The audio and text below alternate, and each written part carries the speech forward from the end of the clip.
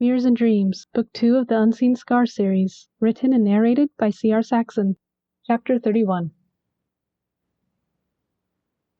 Aside from utter humiliation, Ferdinan felt better. Will he really not tell the Duchess? If he does. The thought made him shudder, but he couldn't do anything about it now, so he ran. It was just him and this abandoned island. Unlike his island, this one had more intense terrain. Running to his heart's content. No prying eyes, no limits, just the freedom of movement.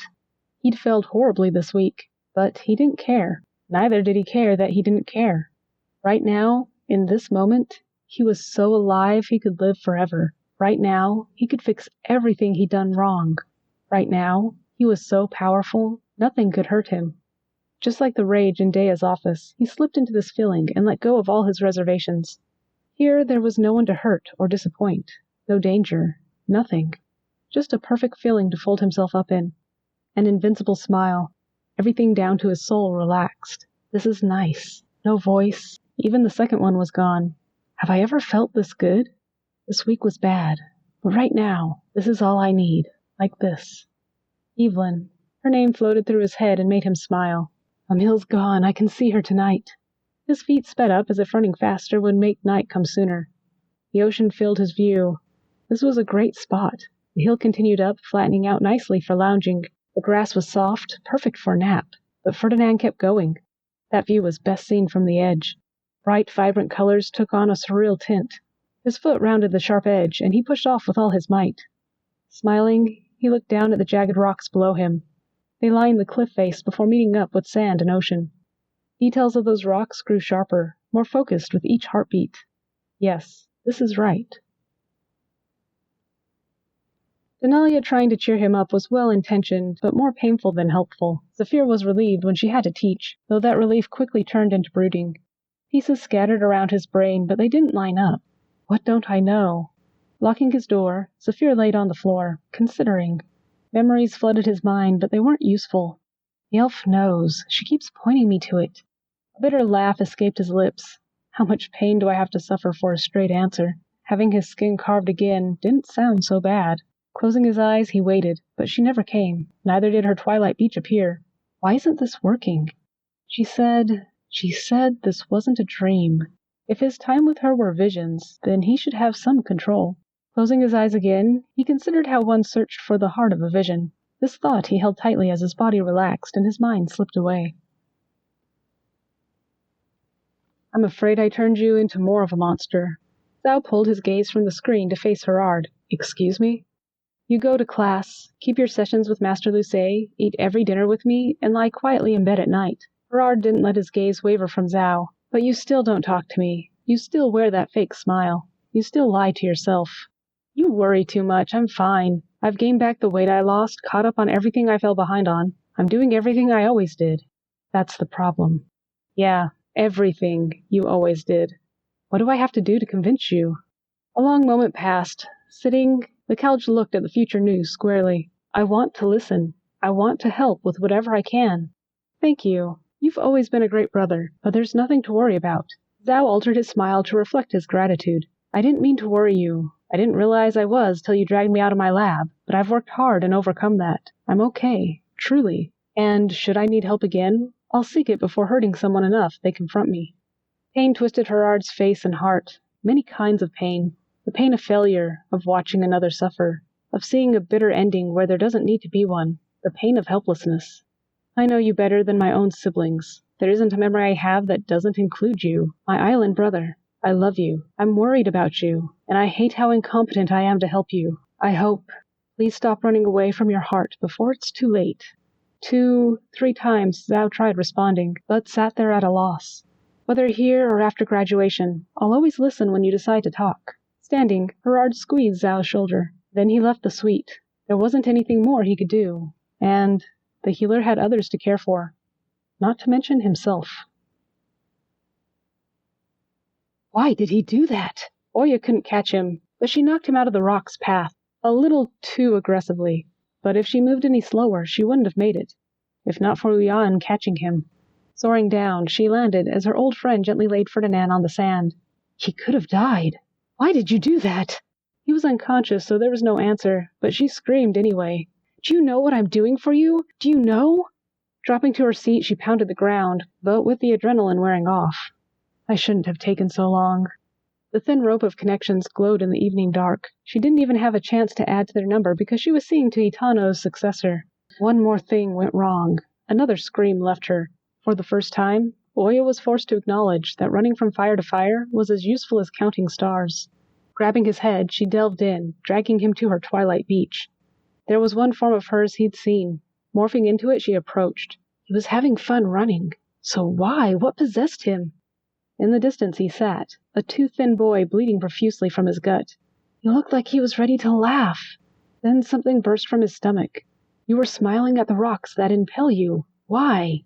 What happened to you? Nearly transparent blue crystals opened wide, staring out over a world of purple-gray, until he saw her. Panic took hold and he scrambled to his feet, but she didn't let him get far. The massive body of an ancient dragon wrapped around him, imprisoning him. Do you remember me? The dragon's voice was gruff and hard. She wanted to rip his head off for doing such a stupid thing. When Ferdinan froze, she calmed herself and shifted to a more useful shape. Long starlight hair swayed down to her knees, framing sapphire eyes. Ferdinan turned to her, face as lifeless as carved stone. You aren't a dragon. I am what I need to be. Right now, a dragon is less useful. There are elves in the afterlife. You aren't dead, though you have a friend who might kill you when you wake up. I won't let you keep your hidden plans. But, for as angry as she was, it was her choice. The rights. It was her choice, and she wouldn't regret it. But I was alone.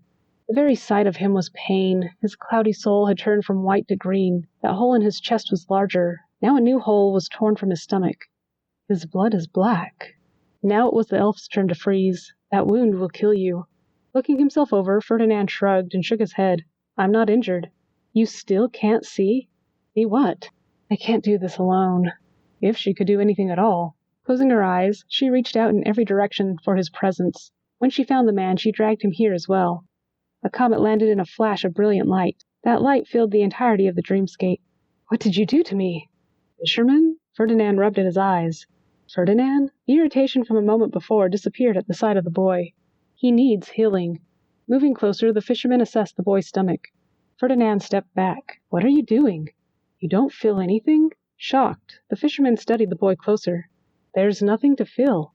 This wound is different. I might be able to repair it. There's nothing wrong with me. Ferdinan, the elf stepped between them. You will die, painfully. Belly wounds don't kill you quickly. It's a terrible way to go. Ah, I understand. Ferdinan turned from them to the sea. I hit the rocks and was impelled through the stomach. Don't be stubborn. It needs to be healed. No, thank you. Ferdinan, this is serious. The fisherman stepped closer. I don't want to be healed. Why not? The elf argued. This works well. That island is rarely visited. I'll be washed away by the tide and disappear. I can't cause any more trouble. John will finally be free. I'll no longer be a burden to my cousin. And Oya, she can make friends. I won't be stopping her anymore. Ferdinan laughed up at the bright moon and the starless sky. This works. I even enjoyed a month without that voice. What voice? That was a question both the fisherman and the elf wanted to ask, but neither one had. I didn't notice you. Behind them stood a boy, eyes scarred shut, deep slashes gouged from shoulder to hip, and mangled hands discolored from infection. How did you get here? An infinity of stars intersecting silver roads filled an empty abyss. Narrow roads. If I step off, will I fall forever? He didn't want to find out. Now, what do I do? The countless roads left Zephyr feeling like a rat in a maze. Think. Tracking's a basic skill I learned before starting school. But how to use it in a world of dreams and visions? A childish idea hit him. It was along the lines of open sesame and would probably be just as useful. Stupid. Think of something better. But nothing came. Staying here won't help. Rolling his eyes, Zephyr called out, Guide me to the elf woman. Instead of an echo, a powerful presence hit him. A presence just as happy to let him live as kill him, depending on his choices. And the discomforting feeling her grin always filled him with. Disappointment and sorrow followed, the kind she emanated when he didn't understand. Zephyr held on to those sensations and followed. One road branched into dozens more, but he took the one which felt most like her. Twilight appeared, then her beach. Two figures stood silhouetted against the background.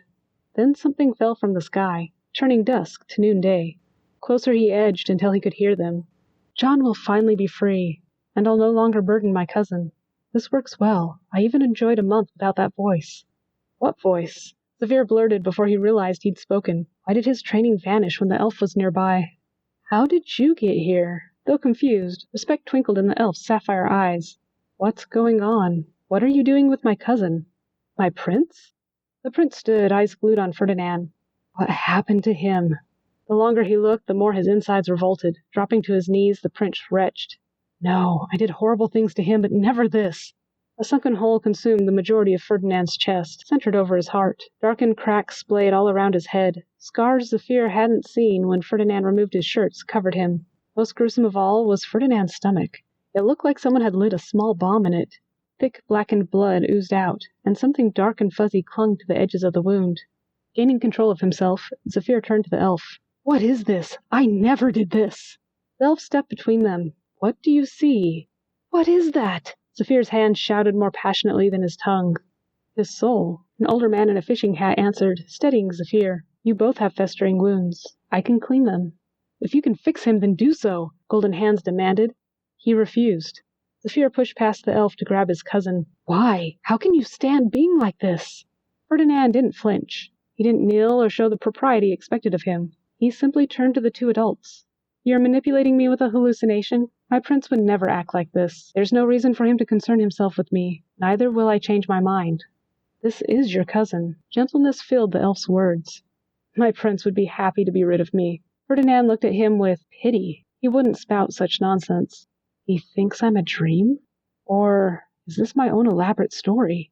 Releasing Ferdinand, Zephyr stepped back. "Does he honestly believe I'd be happy if he died? Or is the elf tormenting me? I want you to be healed."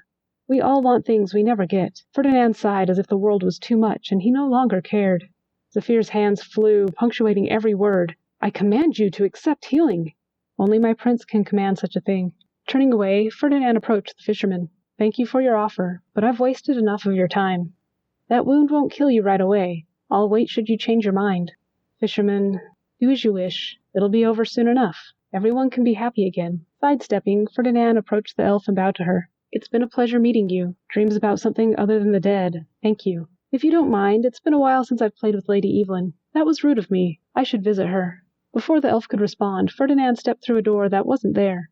"This isn't real," Zephyr asked after a long silence, hands pleading. Sapphire eyes turned on him. "You'll know how real it is soon enough." Holding out his hands between him and the man Ferdinand called fisherman, he asked another question. "Why does he look like that?" The man sighed and adjusted the floppy hat. "This dream wasn't made for you." "That matters?" The elf looked over at Zephyr. "Yes." "Zephyr." She stepped back, swallowing hard. "What do I look like?" "A beautiful elf. Like always."